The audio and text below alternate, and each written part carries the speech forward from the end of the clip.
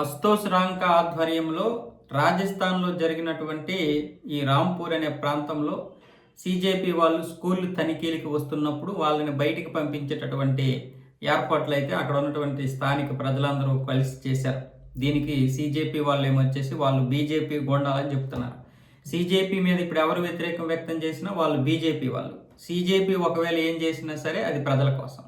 సీజేపీకి support చేస్తే ప్రజలు support చేసినట్లు, కాంగ్రెస్ సపోర్ట్ చేసినట్లు కాదు. కానీ అదే సీజేపీ వాళ్ళకి ఎవరైనా వ్యతిరేకంగా మాట్లాడితే మాత్రం అది బీజేపీ వాళ్ళు మాట్లాడినట్లు, వ్యతిరేకంగా చేస్తే బీజేపీ చేసినట్లు.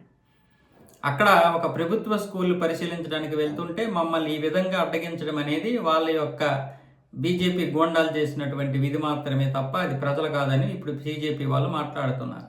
అయితే ఇక్కడ విషయం ఏంటంటే బీజేపీ పాలిత ప్రాంతాలు మాత్రమే మీకు కనబడుతున్నాయా? ఒక జార్ఖండ్, పంజాబ్, కర్ణాటక, తెలంగాణ, కేరళం, తమిళనాడు, హిమాచల్ ప్రదేశ్, మరి జమ్మూ కాశ్మీర్ ఈ ప్రాంతాలు మీకు కనిపించడం లేదా? ఈ ప్రాంతాలు ఏమైపోయాయి మీ కంటికి? అంటే కనీసం పంజాబ్లో ఏదైతే పరీక్ష ఫెయిల్ అయిందో, లీక్ అయిందో దాన్ని ప్రశ్నించవచ్చు కదా. జార్ఖండ్లో అక్కడ దేవేంద్ర మహాతోకి వెళ్ళి సపోర్ట్ చేయొచ్చు కదా. పోనీ అక్కడికి వెళ్ళి ఆ స్కూల్ని పరిశీలించవచ్చు కదా. పంజాబ్ పక్కనే కదా. మహారాష్ట్ర వెళ్తున్నారు, రాజస్థాన్ వెళ్తున్నారు, కానీ పంజాబ్ మాత్రం వెళ్ళడం లేదు. పంజాబ్లో కనీసం చెక్ చేయండి, అప్పుడు అన్ని రాష్ట్రాలు చెక్ చేసినట్లు ఉంటుంది, మీలో ట్రాన్స్పరెన్సీ ఉంటుందని చెప్పి ప్రజలు అంటున్నారు. ఆర్టికల్ 21 ఏం చెప్తుంది? ప్రధానోపాధ్యాయులు కానీ, ప్రభుత్వం కానీ, లేదా దానికి సంబంధించినటువంటి ఏదైనా సంస్థ కానీ సపోర్ట్ లేకుండా, అంటే మద్దతు లేకుండా, అనుమతి లేకుండా స్కూల్ చెక్ చేయకూడదు అనే ఉద్దేశంతో ఇప్పుడు వీళ్ళు స్కూల్ యాజమాన్యం వచ్చేసి ప్రభుత్వ పాఠశాలలో ఉన్నటువంటి వాళ్ళు అడ్డగిస్తున్నారు. సరే, నిజంగానే మంచిదే, ప్రభుత్వ పాఠశాలలు పరిశీలించడం చాలా మంచిది.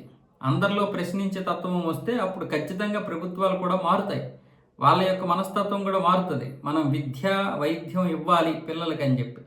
కానీ వీళ్ళు ఇప్పుడు చేస్తున్నటువంటి పని వల్ల వీళ్ళే వాళ్ళ యొక్క కాళ్ళకి ముందర బంధనం వేసుకుంటున్నారు. అదే ఇప్పుడు పంజాబ్లోనో, లేకపోతే జమ్మూ కాశ్మీర్లోనో, లేకపోతే ఇటువైపు సౌత్లో వచ్చి కర్ణాటకలోనో, ఇప్పుడు మహారాష్ట్ర వచ్చారు, కర్ణాటక బార్డరే కదా, మరి కర్ణాటక రావచ్చు కదా.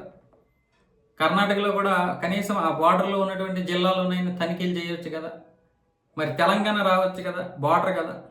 తెలంగాణలోనైనా సరే కనీసం ఆ లాస్ట్లో ఉన్నటువంటి ఆదిలాబాద్ లాంటి జిల్లాలో ఏదో చెక్ చేస్తే ఒక విషయం అవగతం అవుద్ది. ఓకే, వీళ్ళు అన్ని దగ్గరలా చెక్ చేస్తున్నారని చెప్పి. వీళ్ళలో ట్రాన్స్పరెన్సీ లేదని చెప్పి ఇప్పుడు ప్రజలు ఈ విధంగా ఎల్లగొట్టేస్తున్నారు.